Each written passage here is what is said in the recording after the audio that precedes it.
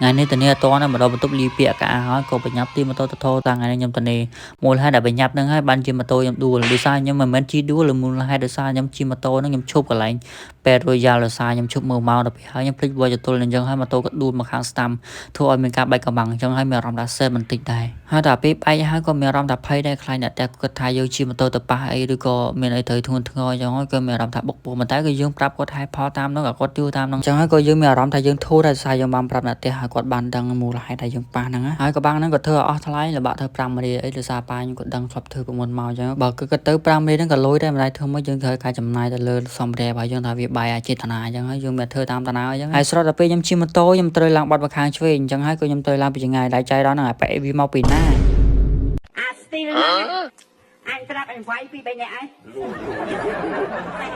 ហើយដល់ពេលយើងជិះជាមួយតាំងចោតខេងវាដែលមកស្ទូក្រោយមកខេងវាវាជាងឆ្វេងណៃហើយវាចង់ប៉ះយើងអញ្ចឹងហើយមានអារម្មណ៍ថាក្តៅចិត្តហ្មងហើយយើងបែរក៏បងតន់អស់ចិត្តមកចង់ប៉ះយើងមានអារម្មណ៍អញខឹងអញខឹង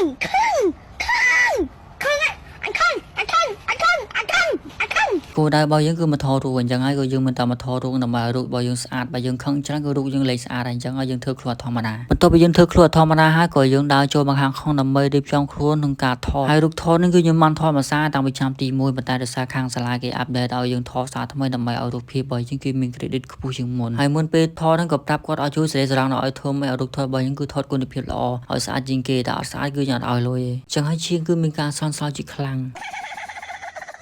និយាយលេងនេះតែថ្ងៃនេះដោយសារខ្ញុំទៅថតនេះគឺខ្ញុំពាក់អាវកីឡាធម្មតាហើយឲ្យគាត់កាត់តដាក់អាក្វាសេអញ្ចឹងគឺយើងហំហាមួយយ៉ាងដែរយើងមិនចាំបាច់ចំណាយលុយទៅទិញអាក្វាសេនោះតែលុយច្រើនយើងកាត់តតាមផ្លេបានហើយជឿថាពេលខ្លះអែមដែរដោយសារតែរូបយើងធម្មតាតែកាត់តដាក់អាក្វាសេទៅយើងអែមដែរចុះអញ្ចឹង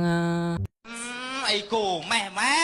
ពេលដែលយើងជិតដល់ម៉ោងចេញទៅវិញហើយក៏ស្រាប់តែអាម៉ាក់របស់ខ្ញុំក៏ផ្ញើរូបថតមកឲ្យជួយប្រដៅគាត់ផងអញ្ចឹងហើយគឺខ្ញុំមិនបងអង្គយូរដែរក៏ប្រាប់អ្នកនៅកន្លែងហ្នឹងក៏ឲ្យជួយប្រដៅគាត់ចំនួន17សន្លឹកអញ្ចឹងសរុបមកគឺអស់លុយចំនួន22,000រៀលក្រោយពីយើងចំណាយលុយទៅការថតហើយលុយយើងចាប់ផ្ដើមស្រក់ម្ដងតិចអញ្ចឹងហើយក៏យើងចាប់ផ្ដើមសល់ថ្ងៃទេអត់សល់លុយរាល់ថ្ងៃនេះហើយពេលខ្លះវាចេះដាក់សញ្ញាសួរខ្លួនឯងថាហេតុអ្វីចែកលុយសល់ដល់ថ្ងៃវាអត់សល់លុយសល់ដល់ខែហើយសល់ដល់វគ្គកថាខែអស់បាត់ហើយលុយចាប់ផ្ដើមឲ្យដល់ពេលអស់ចាប់ផ្ដើមសួរដាក់ទាំង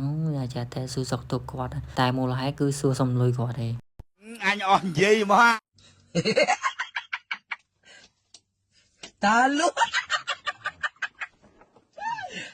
sorry